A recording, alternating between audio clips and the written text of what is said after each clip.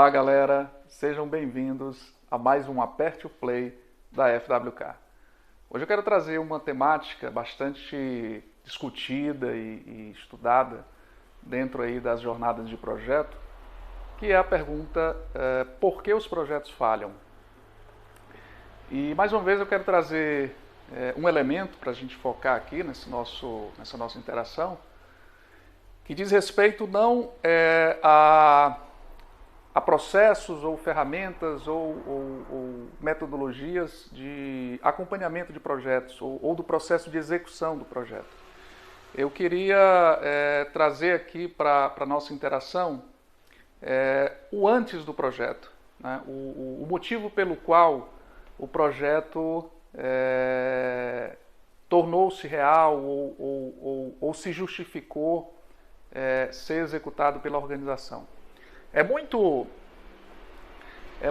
discutido, né, a fase de execução do projeto, entender o que não deu certo, por que falhou, enfim, por que não alcançou o resultado. Mas muitas vezes a causa, né, ou a origem do problema, ela está no que a gente chama, numa jornada de inovação, de uma fase de descoberta. Mas descoberta de quê, Edson? Que descoberta é essa que você está falando? Eu estou falando da descoberta do problema.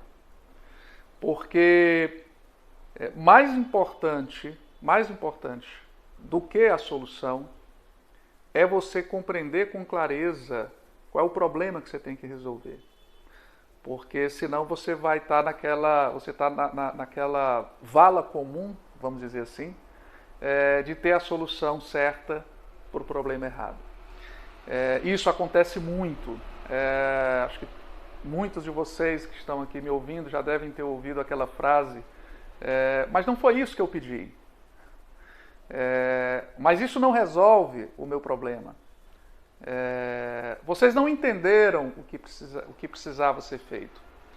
E todas essas indagações, essas exclamações, essas reclamações, elas têm a ver diretamente com uma etapa antes do projeto, ou seja, é o que nós chamamos, dentro da abordagem do Project Thinking, de etapa de descoberta. Né? Você precisa compreender com clareza qual é o problema.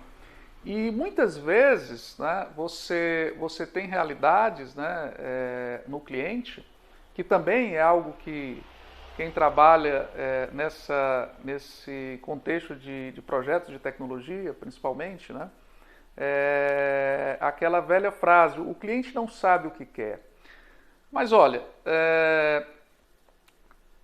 nas minhas vivências, né, eu comecei a perceber que esse mantra de dizer que o cliente não sabe o que quer, acabou gerando uma barreira, ou gera uma barreira muitas vezes no nosso dia a dia, de não enxergar isso como uma oportunidade.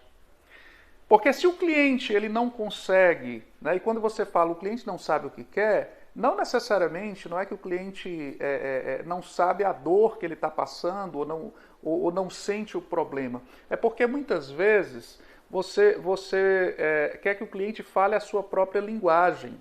Né, e o cliente vai falar a linguagem do negócio. Né? Se você é um profissional de TI, muitas vezes você tem aqueles jargões, vou fazer a elicitação de requisitos. Cara, o que é isso para o cliente? Vamos fazer um brainstorm. Né?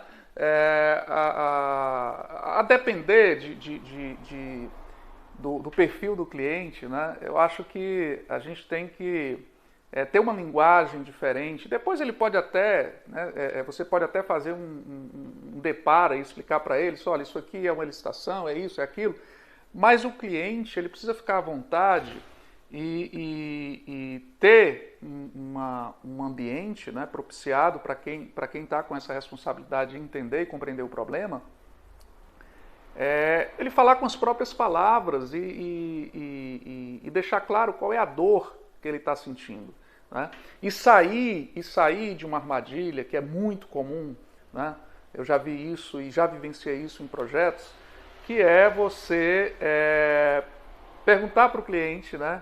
Olha, me fale qual é o seu cenário, me contextualiza aí o teu problema, a tua dor, E o cliente, né, talvez até por histórias anteriores, né, por experiências anteriores, já vai dando a solução. Não, olha, aqui na verdade eu estou precisando de um sistema e tal. E esse tipo de narrativa não ajuda você a compreender o problema. Você tem que ajudar o cliente, aí é quando eu falo de oportunidade.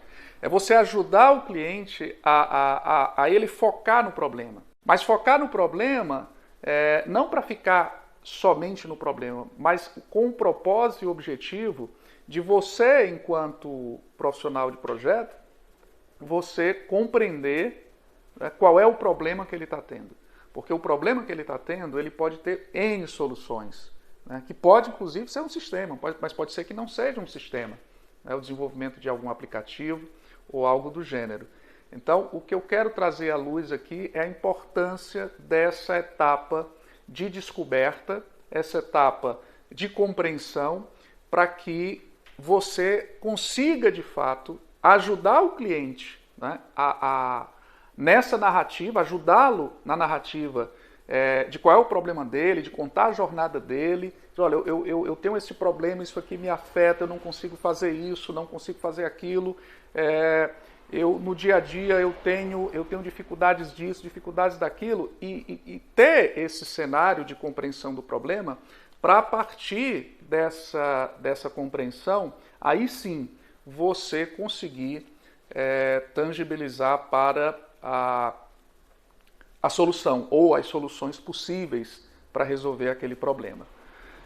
Pensando na abordagem do Project Think, né, a gente tem algumas metodologias, né, uma delas é o Project Sprint. Né, quem teve a oportunidade de conhecer essa metodologia, ela trabalha exatamente através da cocriação, através de elementos de compreensão de problema, como a empatia, né, a conversa empática, fazer esse exercício e, a partir dessa compreensão do problema, né, com uma equipe multidisciplinar, um problema que muitas vezes não está claro para o cliente, a partir disso você encontrar possibilidades de solução.